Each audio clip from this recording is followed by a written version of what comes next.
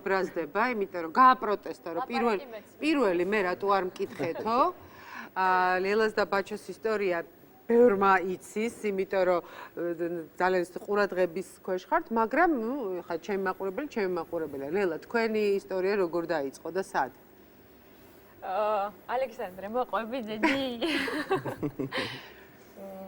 ჩვენი ისტორია არ ვიცი, ალბათ ხშირად ხდება ხოლმე ისე, რომ შემთხვევით, ან არა შემთხვევით, ბაჩოს ინიციატივით, მე მეგონა რომ შემთხვევით გავიცანით ერთმანეთი და მე ნელ-ნელა დავმეგობრდით და ესე უცებ ჩვენს თუმცა ესეთი სწრაფი როგორც თქვენ არა, მაგრამ დაახლოებით 6 თვეში გადავწყვიტეთ რომ ჯვარი დაგვეწერა.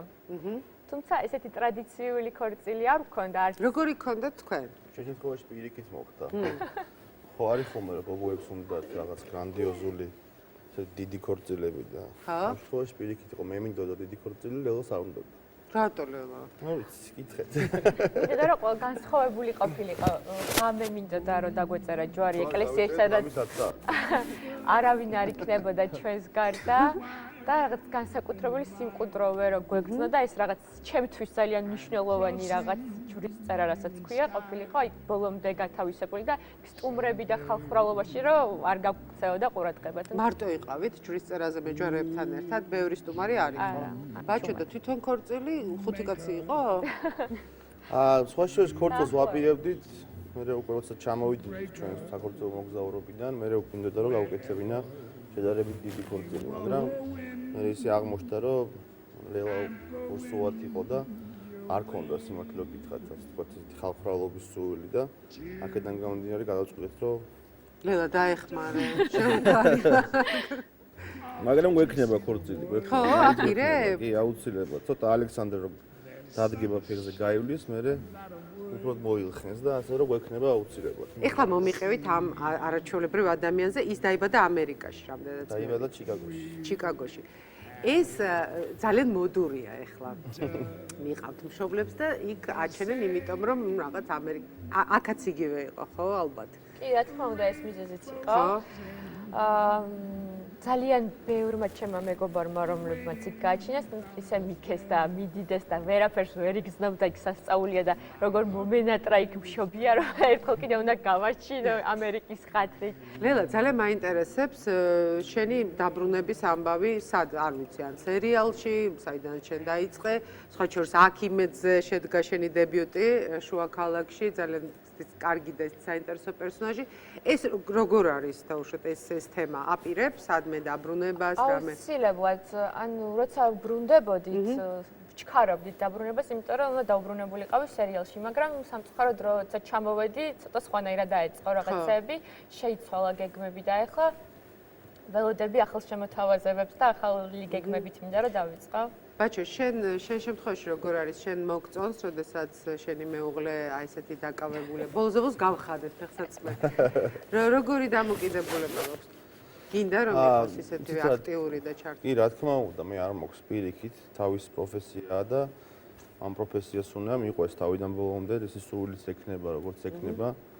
პირიქით მაქსიმალური ხელშეწყობა აქვს შენგან და ყოველთვის როცა მე მავიწყდება ხოლმე, აი ბაჩო მახსენებს, რომ აი იმ სააგენტოში რო იყავი, რა ხდება, აი ჩიკაგოშიც რო ვიყავით, რაღაც აქტიურობ და რეკავდით ხოლმე და ვაქტიურობდით. ბაჩო ძალიან ხელს მიწყობს და მე ვფიქრობ, ძალიან მნიშვნელოვანია, მithumetes ესეთ პროფესიაში. თვითონ თქო, მაინც მე არ მათქმევინა ბოლომდე. ნუ რა კნაზე ყავ. მაინც რამე არ გამეპაროს, რამე ესეთი არ ვთქვა რომ. არა, ყველაფერი ძალიან კარგად გამოგდის. მეგობრებო, აი ნახეთ, სრულად ახლად დაქორწინებული წყვილი ზის გვერდზე და ეს არის გადაცემა პრინციპში სიყვარულზე, იმიტომ რომ ნუ აქედან გამომდინარე ყველაფერი. მოულოდნელს დარწმუნებული ვარ, მარტო არ იქნებიან. ეგ თავისთავად და აქ რომ მოვლენ ეგეც თავისთავად, მაგრამ აი ამ გადმოსახედიდან, უკვე რამდენი წელი ერთად ხართ? 1 წელია და წელიწადი და 3 თვე. ხო. ნუ მაინც ცოტა, მაგრამ არც ისე ცოტა. რას ურჩევდით? რა არის მთავარი? მე ვფიქრობ, რომ მთავარია ის გაითავისოს ადამიანმა, როცა ქმნის ოჯახს, რომ უკვე მარტო არ არის და შენ ცხოვრობ მეორე ადამიანისთვის. თუ შენ შეეცდები, რომ იცხოვრო იმ ადამიანისთვის და იმ ადამიანს შეუქმნა მაქსიმალური კომფორტი და რა თქმა უნდა ისიც იგივეს გააკეთებს, მე ვფიქრობ, ამაზე დიდი ბედნიერება არ იქნება და როცა ორი ადამიანი ერთმანეთისთვის ცხოვრობს, უკვე მე ვფიქრობ, სხვა არაფერი არ არის საჭირო. მაგალითად საკმაოდ ბევრ რაღაცას. მოკევი შენ ასე თქვი. რა?